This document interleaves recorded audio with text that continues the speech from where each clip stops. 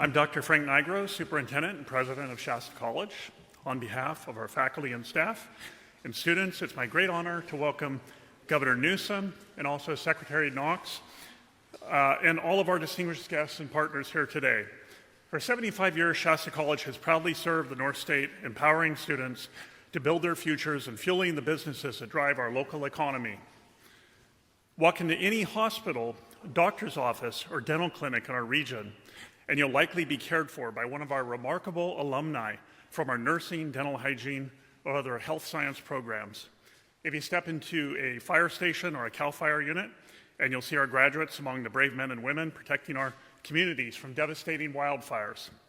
From agriculture to early childhood education, logging to diesel and automotive technology, our career technical education programs prepare students to fill critical roles in our workforce.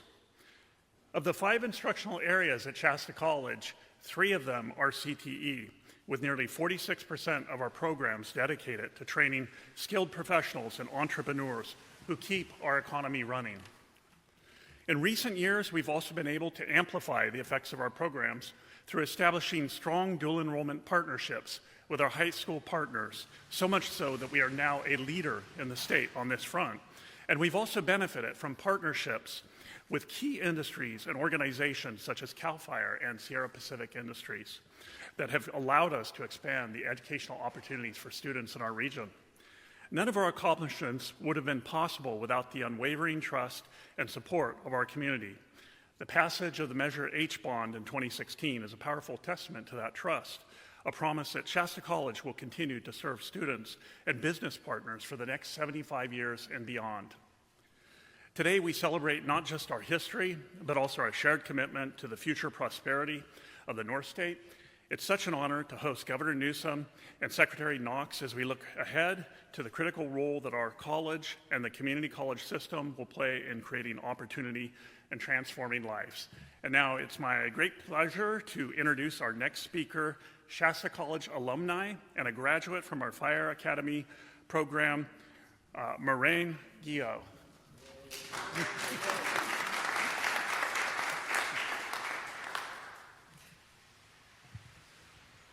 Thank you, Dr. Nigro. The last time I was on campus, I was called Cadet Morena Guillot. A few things have changed since then, and now I'm changing a lot of diapers as I recently became a mom to my first child. Since graduation from the Fire Academy, I have served with CAL FIRE as a Firefighter 1 for 2 seasons, and I look forward to returning to active duty soon. My path to a career in a non-traditional field in the fire service wasn't always clear to me. When I started at Shasta College, I was not sure what I wanted to do. I have always enjoyed science, so I started taking as many science classes as possible, eventually graduating with an associate's in natural sciences. But I soon realized that as I wanted to be on my feet, moving around and using my hands at a skill that I could master. As a child, I had always wanted to be a firefighter, so I came back to Shasta College where I enrolled in the Fire Academy. I have to admit, I was a little nervous. I was the only girl, so initially I was very shy. But that didn't last long. The guys were all wonderful and they supported me through and through, just like they supported each other. I wasn't one of the guys, I was a part of a team. Shasta College trained me for the job I love and helped me get a career that I'm passionate about. But my journey doesn't stop there. I'm about to return to Shasta College, my 3rd time, to take the EMT program next semester and eventually work for the municipal fire department. Success is all about having the right attitude, the right mindset, and the right team behind you. My success started at Shasta College, and my future is possible because of the programs and the instructors who believe in and inspire hundreds of students like me. It is now my honor to introduce our next speaker, Courtney Farrell, Project Manager for North State Planning and Development Collective.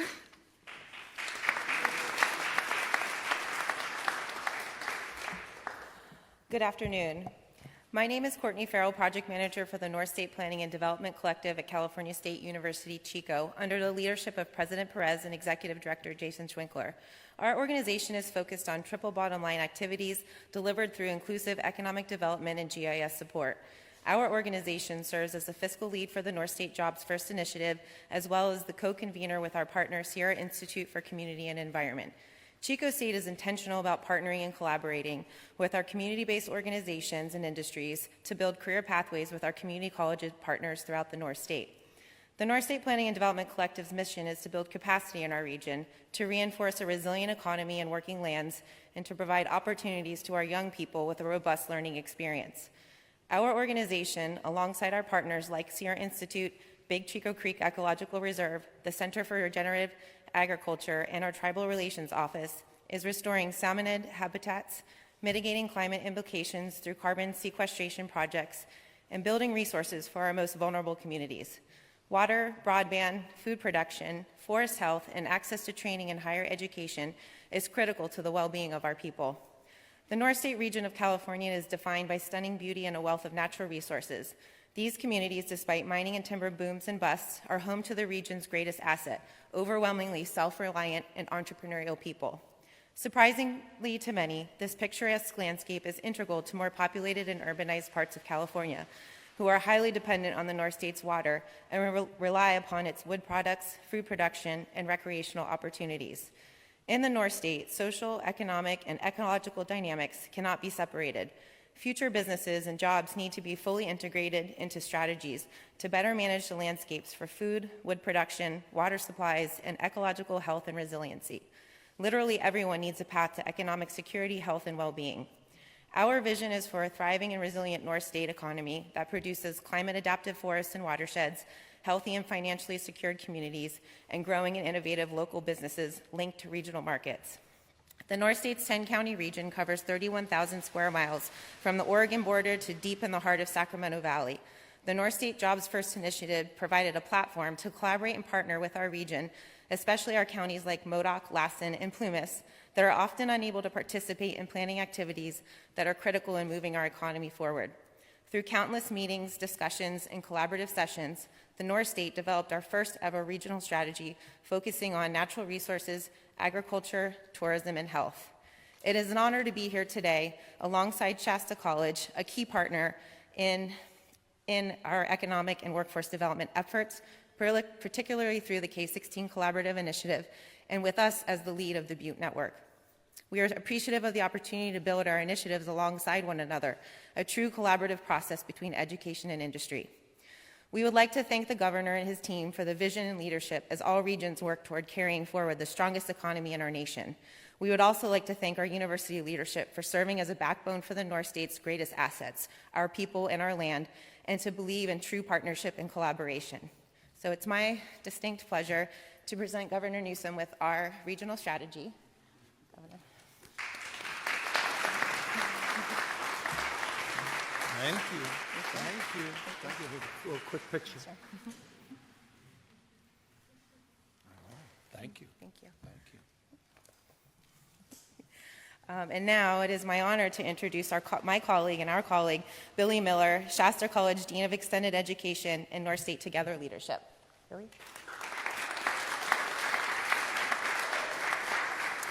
Thank you, Courtney. Good afternoon, everyone. My name is Billy Miller. I'm the Dean of Extended Education and North State Together here at Shasta College. I have the privilege of leading the work of our North State Together backbone team, along with my supervisor, Dr. Kevin O'Rourke, CEO of North State Together and Associate Superintendent at Shasta College. Our guiding principle at North State Together is clear. We seek to promote local solutions to local community problems, but we recognize that no single organization, no matter how robust, no matter how complex, can tackle complex community issues in isolation. If healthcare professionals, if government agencies, if community members, if schools can work together and collaborate collectively, we can create a holistic education system that works for all. And so to promote regional collaboration, North State Together has developed 10 cross-sector leadership teams. These teams are comprised of leadership in education, in workforce, in community, in families. These individuals work together to discuss local solutions to student success barriers and to promote cradle-to-career outcomes regionally. You may have heard in April 2022, Shasta College and North State Together applied for and received the Regional K-16 Education Collaboratives Grant. This was truly a unified effort. Our application featured over 50 applications, or over 50 signatures, from cross-sector organizations all throughout our region, including the presidents of every college in our region and superintendents of every office of education in our region. In just 2 years, we've accomplished so much. We've expanded the North State Together regional collective impact model from 5 to 10 counties. We've invested over $10 million to the county networks, the 10 county networks that North State Together serves. And we've created and or expanded over 20 pathways in healthcare and education in just 2 years of the first 2 years of the grant term, serving an estimated 2,000 students. Our collective work is just getting started. Just last May, we hosted a work group comprised of over 75 colleagues from throughout the region to help inform the CTE master plan that we're eagerly waiting to hear about.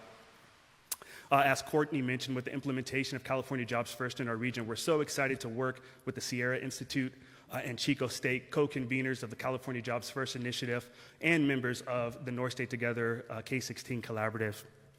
I'm truly proud to represent the K-16 Collaborative and such an innovative education system. I believe that together we can navigate opportunities, we can overcome complex challenges to make a brighter future for our students. And with that, it's my honor to introduce our next speaker, Secretary Stuart Knox.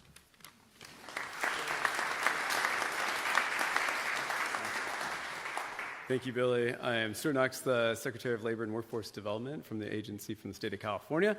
Pleasure to be here today, get the opportunity to talk about the K-16 collaboratives, as you've heard a lot about. But in addition to that is our Jobs First initiative, really tying together jobs, high demand employment and jobs with careers for the future, and how do we actually educate people and train people for that. Understanding that the master plan is a part of higher education, our CSUs, our UCs, our community college system, and is also part of our workforce development programs. So the training programs that lie under Labor Workforce Development Agency, it's not always about what they've learned in college, but it's also what they've learned on the job. How do we take that information and equate that to community colleges, to our UCs and our state universities for the future? So how do you take those demonstrated skills that they've actually attained through employment or other parts of their life and actually to move them into a career? A higher paying career is our goal. Having a record like this will make it easier for employers to find the right people and for the workers of our next generations to find the right jobs. Everyone knows school is not the only place that people learn. People learn while they're in their current jobs. They learn while they're working at home. They've learned raising children. So with all of that knowledge and background, we want to be able to take that and take that information through credit for prior learning, through data systems, and working with our community colleges to actually elevate these folks to be able to earn good paying jobs within the state of California, which leads us to what Courtney talked about, which is how do we actually look at what are those jobs for the future going to be for the future. Especially in the North State, we know we have a limited amount of jobs. How do we grow the current jobs and employment we have? How do we actually have good, high-paying wages in the North State? I'm a North State resident originally. I came from Tehama County, and so it's a pleasure to actually get up here and actually talk about the work ahead for us. I look forward to the many months ahead working on the collaboratives, working on the Master Plan in Education, and working on the California Jobs First initiatives. A lot more to come, and with that, I will introduce your new Assembly member, and I'm going to mess up your name probably. We just met today, so good to see you.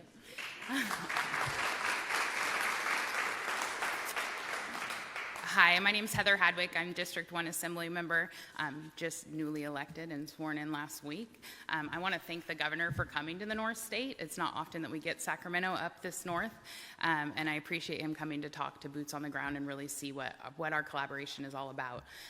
I'm a proud alumni of Shasta College and Chico State, so it's pretty surreal to be in the room talking about how our future is going to shape for our youth.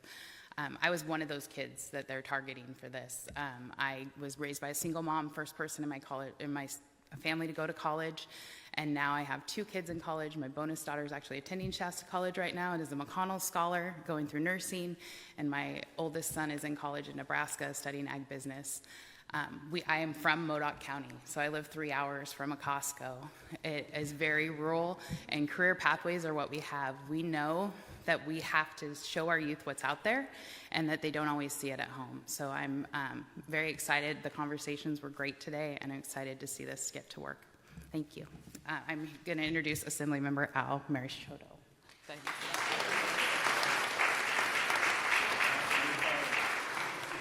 Thank you very much, Assemblywoman Hadwick. My name is Al Murasucci.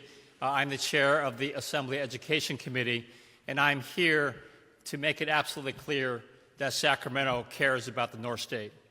You know, I chair the Education Committee where we deal with all of the education policies throughout the state of California for all 6 million of our California public school students. And, I had the privilege last year of touring the North State, the beautiful North State, and your K-12 schools up here. And I learned a lot about, your unique challenges here in this beautiful part of the state of California.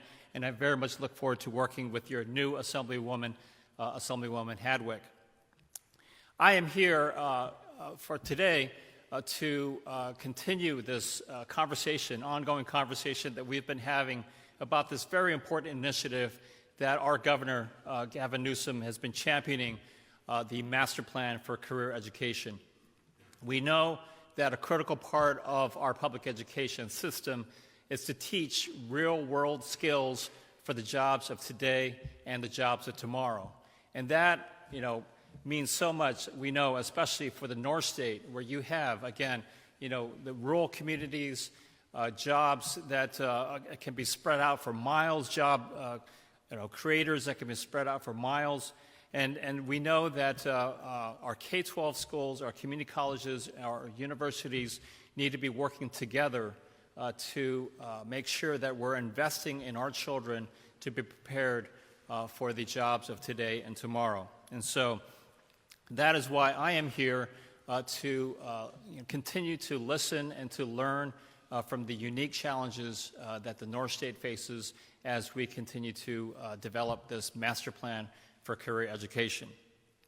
Now it is my privilege to introduce a true champion for public education, our governor for the world's 5th largest economy, someone that has made record investments, not only in our schools, our community colleges, or universities, but in so many facets of public education, whether it's addressing our mental health needs, whether it's addressing, supporting community schools, which we know are so critical here in the North State, supporting so many of the support services that we need to invest in our kids, our Governor Gavin Newsom.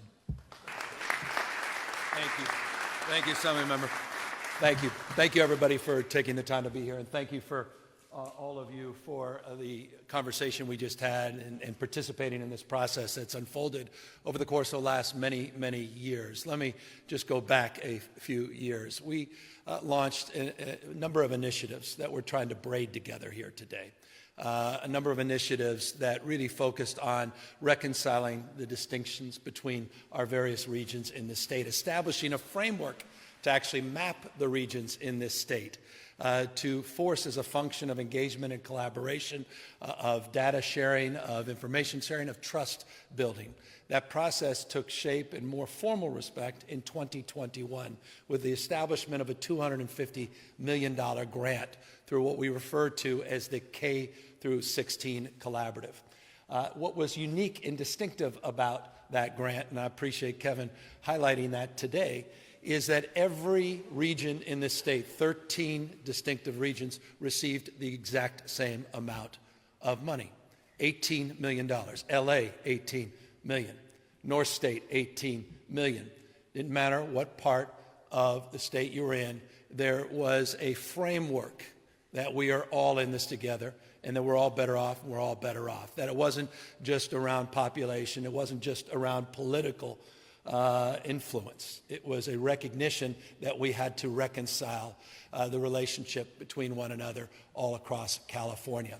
That effort has been taking shape in a formal way. The work that you've done up here in the North State is a benchmark for the rest of the state. I don't say that lightly. I've had the privilege of being in a number of these conversations. That was one of the more insightful conversations that we've had, and Stuart, our labor secretary, made that point, that not only is he from this region, he said he's never been more proud of being from this region, because when we launched that, we didn't know how that application would work in terms of the implementation of this effort, and it's a point of obvious pride to Stuart, but also me, of the successful work that you've advanced on that effort. What was important about that effort, it wasn't just one-off. It was a framework, again, recognizing a need to focus, yes, on college, but also we needed to focus on career. And so we created a framework that we utilized from the K through 16 collaborative to map a similar map that was adopted for a Jobs First initiative. And we provided, under the similar framework, $5 million for each of the 13 regions throughout the state of California to develop an economic and workforce, more on that in a second, development strategy. $5 million, not for, as was stated earlier, another plan, but a framework to practically apply and implement a lot of the ideals represented within our diverse regions around the state.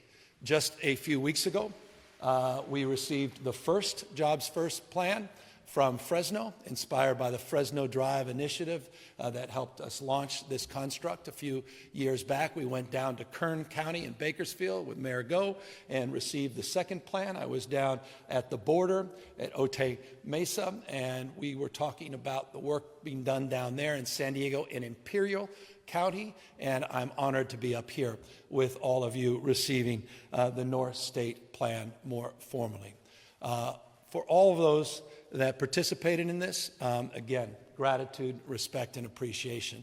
But I also want you to appreciate that it wasn't just the $5 million planning grant to develop this framework and strategy. It was a $14 million subsequent grant that went equally to all 13 regions that will allow you to take ideas from this plan and ready-to-go projects can start to get funded. So North State has $14 million to move forward, to make visible, to make real this framework. Again, nothing like this that we're aware of in the country exists. This level of detailed economic and workforce development, bottom up, not top down, funded in real time, with the practical application taking shape at the same time that we rev up the programs and strategies.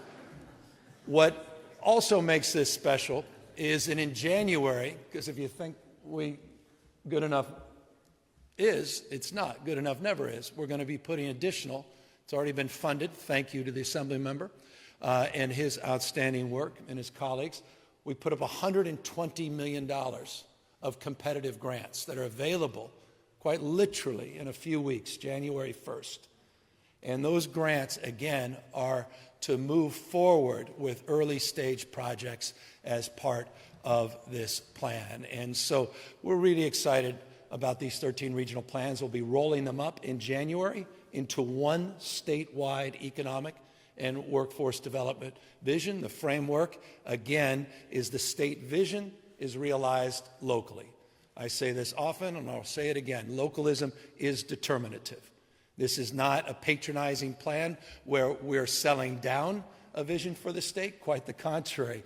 This is a vision that is informed by leaders all throughout the state of California. Hundreds and hundreds of hours went into these plans. Tens of thousands of people have participated in the development of these plans over the course of the last year. And these plans each represent areas of strengths in each region and areas of weaknesses and opportunities to address the gaps. So that was number two. We came out with a collaborative K through 16, economic and workforce development, a jobs first framework that knits more strategically opportunities as it relates to addressing gaps in terms of economic growth and performance in this state. But there was a state of mind that was missing as it relates to those that don't have the desire, need, or capacity to imagine a 4-year college degree or even a 2-year associate's degree.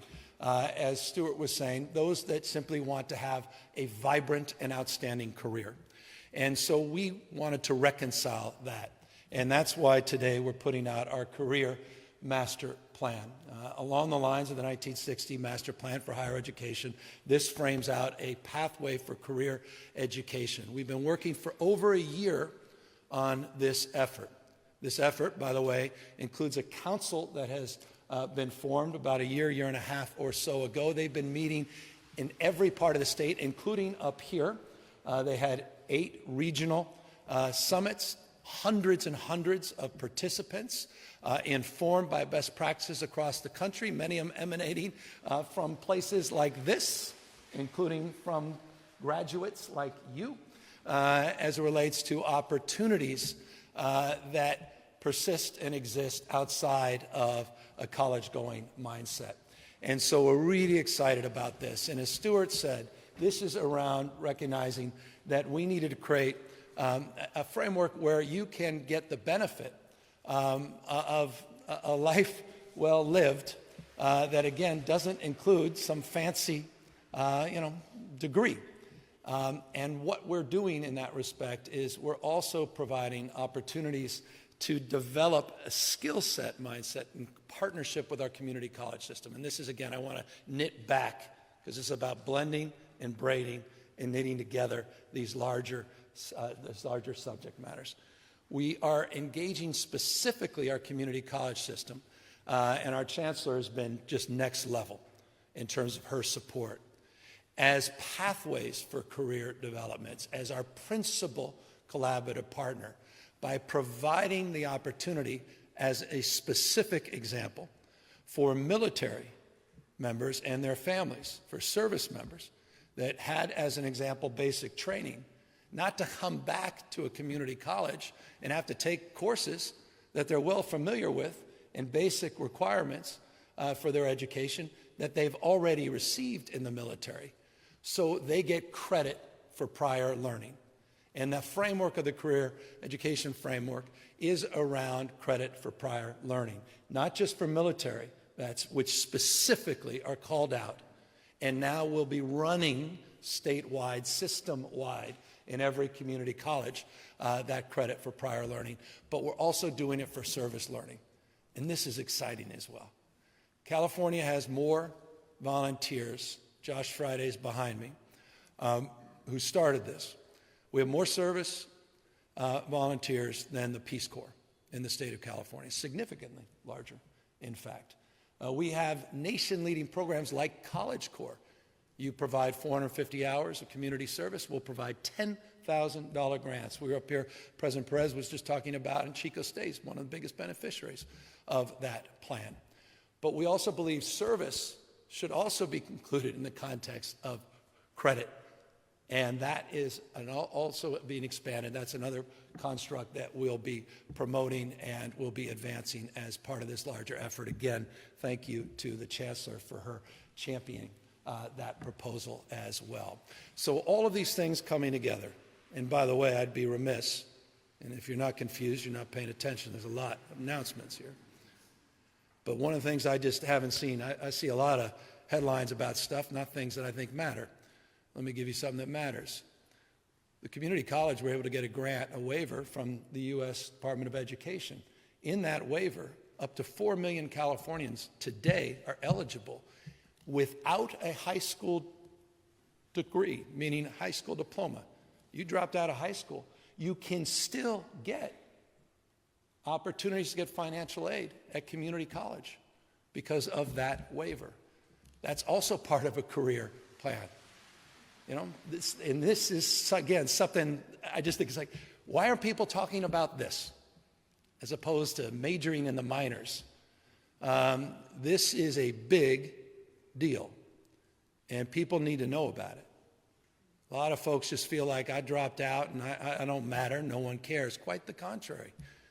But these community colleges, places like this, that's the ladder, that's the opportunity, and we want to provide financial support for those to take advantage of it, again, even without getting through high school. So all of these things coming together.